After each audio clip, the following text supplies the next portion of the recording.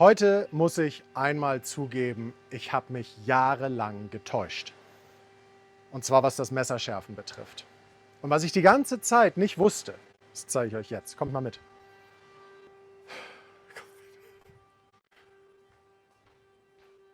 Also, ich bin hier im Ferienhaus in Guatemala.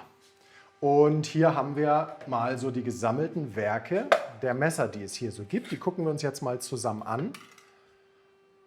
Und ich muss euch ehrlich gestehen, ich habe jahrelang was nicht gewusst. Und meine ganze Weltsicht hat sich jetzt verändert, was das Thema Messerschärfen betrifft. Nein, nicht die Weltsicht, aber die Sicht für solche Situationen wie hier. Und zwar, wir gucken uns mal an, was haben wir hier eigentlich. Warte mal, hier hinten gab es da noch mehr. Hier, da ist noch sowas. So, jetzt ist die Frage, wenn wir uns so ein Messer mal angucken, kommt mal her, schau dir das mal an. Siehst du, hier, guck mal hier, der Griff fällt hier halb auseinander. Und das ist halt, ist einfach so. Und die Dinger sind halt ohne Ende stumpf. Ja, passiert gar nichts. So, macht sowas trotzdem nicht zu Hause nach. Nicht, dass ihr euch aus Versehen mit einem scharfen Messer dann doch in die Finger schneidet. Ich will es euch einfach nur zeigen. Und ich habe jetzt gedacht, naja, guck mal, ich bin ja toller Messerschmied und habe ja hier Diamantwerkzeuge. Ich habe das Ding hier mit hergeschleppt. Ich habe das Diamantleder Essential tatsächlich mit nach Guatemala in Urlaub genommen. Und jetzt habe ich mir das genommen und habe geschärft und geschärft und geschärft. Und ja, die Messer werden dann auch irgendwann scharf, aber erstens sind die so stumpf, da kann man echt drauf nach Mexiko reiten. Und das ist richtig, also dauert echt lange, weil die halt so stumpf hier sind, dass da gar nichts passiert.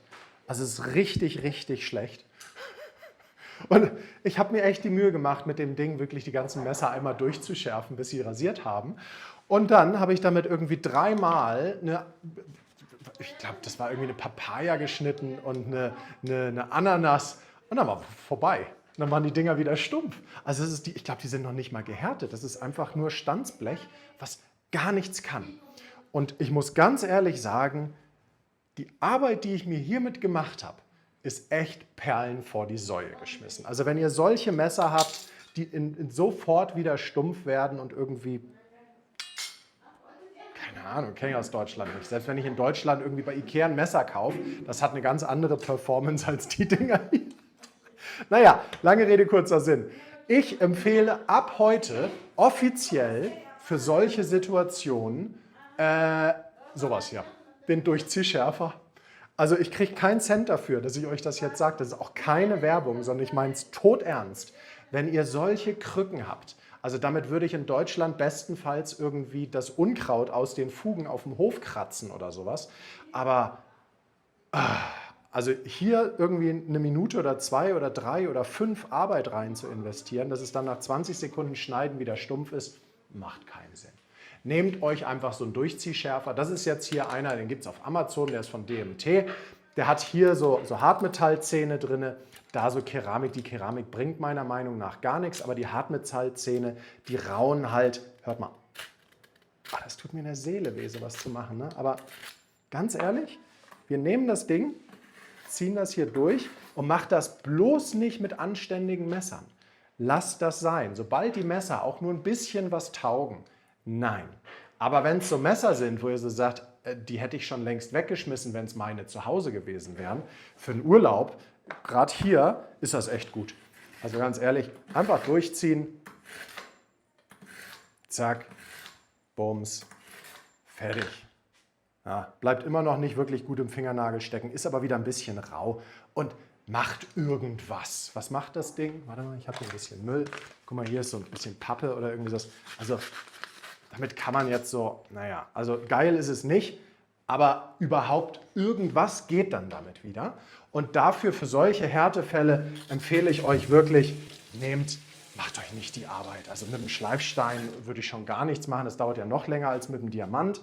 Und obwohl der Diamant hier echt schnell ist, ganz ehrlich, in den nächsten Urlaub, ich glaube, ich baue mir echt ein Werkzeug, was ich mit in solche Situationen dann reinnehme. Aber was mache ich, wenn ich hier so Zähne habe an den Messern dran? Und die sind natürlich auch stumpf. Und da kommt der jetzt natürlich an seine Grenzen, weil hier kann ich nicht durchziehen, weil jeder Das geht nicht. Das geht nicht. So, und da bin ich jetzt halt dann doch wieder beim Diamantleder, obwohl ich das eigentlich, aber ja gut, was soll man machen, ne? Wenn ich hier mit wenigstens eine Tomate schneiden will, weil die Dinger sind super stumpf, dann gehe ich hier einfach, und das ist jetzt die Quick-and-Dirty-Lösung, das ist jetzt wirklich nichts, was für eure anständigen Messer zu Hause ist, aber wenn ihr so seid, wo ihr so sagt, so, ey, die können ja gar nichts und ich will da auch nicht viel Liebe reinstecken, guck mal, ich ziehe das Messer jetzt hier mit den Zähnen drüber. Das macht die Zähne natürlich mit der Zeit nicht mehr spitz, sondern rund und deswegen empfehle ich euch das auch nicht. Aber jetzt sind die sofort wieder bissig und guck mal, jetzt beißen die auch wieder. Und jetzt bringt das auch wieder Spaß, damit zu schneiden. Hier vorne an der Spitze noch ein bisschen. Ich freue mich wirklich auf Deutschland gerade. Das ist so eine Sache, die vermisse ich hier echt. So dieses ganze Kochen und Schneiden und Schnippeln und so, das ist schon eine andere Qualität mit einem geilen Schneidbrett und dann ein schönes Messer und dann die Zutaten und also das vermisse ich echt an Deutschland. Diesen Luxus, da habe ich mich echt dran gewöhnt mit den Messern. Und ja, jetzt ist es halt, dass wir hier das Beste draus machen.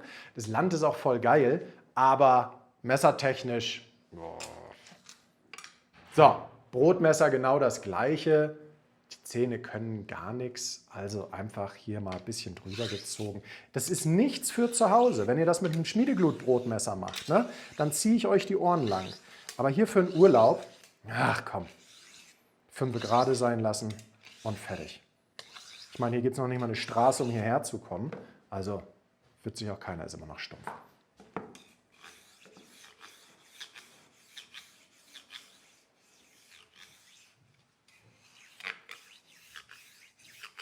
Ja. Zack, passiert da was?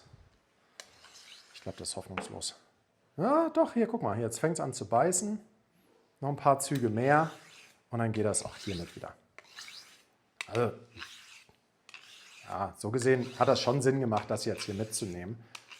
Aber ganz ehrlich, ich bin echt desillusioniert. Ich dachte, überall auf der Welt sind so wenigstens, also, dass die Dinger noch nicht mal gehärtet sind und dass die wirklich so richtig, wirklich nur so Stanzblechmüll ist. Okay. Und nein, das ist eigentlich kein Hinterwäldlerland. Also ich sehe hier die Handwerker rumlaufen, die haben hier dann auch Makita-Sägen oder haben von Milwaukee, habe ich hier sogar gesehen, dass die Leute mit den 18 Volt Milwaukee-Dingern hier Akkuschrauber an den Baustellen und sowas machen. Also es ist nicht, dass die hier kein Werkzeug haben. Ganz so ist das hier nicht. Ich dachte auch, das wird hier so sein, aber nö, die fahren hier dann auch mit coolen Motorrädern durch die Gegend und ist halt nicht Hightech alles, aber schlecht ist das hier nicht. So, und deswegen hätte ich gedacht, aber die haben hier anscheinend echt gar keine Messerkultur. Nee, guck mal hier, das ist jetzt wieder so eine Sache, da würde ich jetzt lange dran rumschärfen und jetzt ziehe ich das hier lieber einfach wieder durch. Also im Urlaubsrucksack, wenn es nicht eure Messer sind. Naja,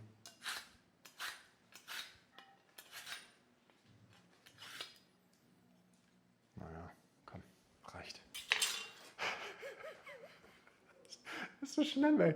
Weil sonst bin ich immer so der Schamane, der so sagt, so, ihr müsst die Messer zum Rasieren bringen. Und hier so ist so, komm, Hauptsache, sie tun überhaupt. Ich glaube, Guatemala versaut mich hier echt.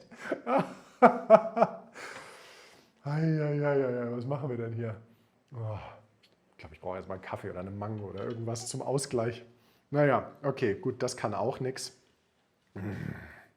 Gucken, wie lange würde es denn jetzt dauern, das hier mit zu schärfen? Und nicht, dass ihr sagt, ich nehme da nichts ab, ne? Ich meine, guck mal, das ist hier alles abgehobelter Stahl jetzt, ne? Also, da passiert schon was, aber die sind halt wahrscheinlich noch nie geschärft worden in den letzten 10 Jahren und haben sie schon stumpf gekauft.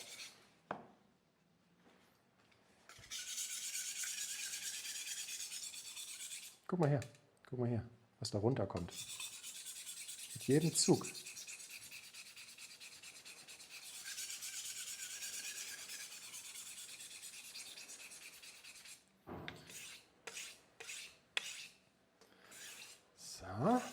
Zack, zack.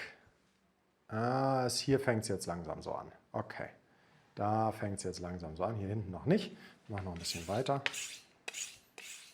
Ist auch, guck mal, die Form ist auch blöd, Weil wenn ich das Messer hier hinten scharf machen will, dann liegt das ja hier schon auf. Das bedeutet, um die Ecke scharf zu kriegen, müsste ich es jetzt wirklich so machen, schrapp dann aber dran rum. Also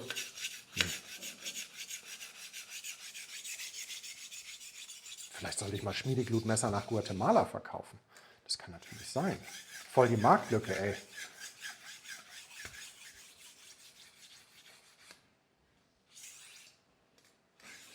Ich glaube, das mache ich.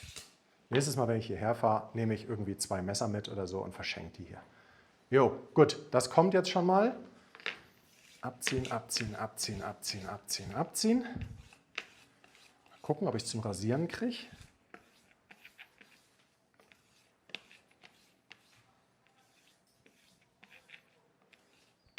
So, jetzt gucken wir mal. Komm her. Also, rasieren geht auch mit solchen Messern, ne? Ihr sagt ja immer, ich soll mal irgendwelche Messer schärfen, die nichts taugen, damit man mal sehen kann, ob es auch rasiert.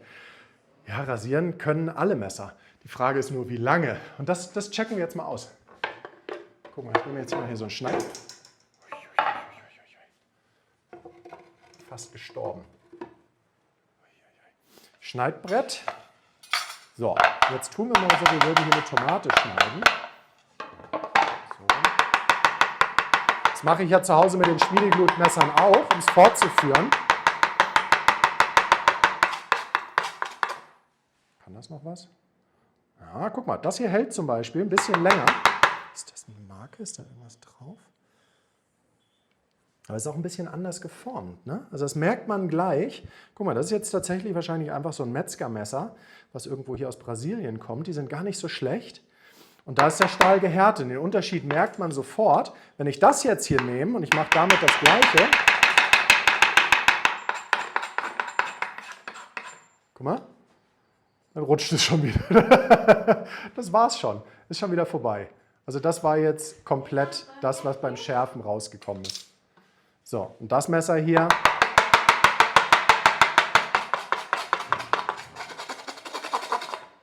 Ja, schauen wir mal. Ja gut, jetzt rutscht es auch wieder. Ja, hier beide so, aber es lässt da auch nach. Also, lange Rede, kurzer Sinn. Schnitthaltigkeit, ich meine, ist ja auch klar, es muss ja auch einen Unterschied geben. Guck mal, wenn ihr bei mir im Onlineshop jetzt ein Messer für, ich sag mal, 150, 200, 300, 500 oder auch 1000 Euro ein Masterpiece kauft, das muss natürlich auch eine andere Performance haben als sowas. Ist doch klar. Sonst wird es ja auch gar keinen Sinn machen. Dann kann ich meinen Job direkt an den Nagel hängen und sagen, ja komm, dann kauft euch einfach so ein Messer, dann seid ihr für immer glücklich.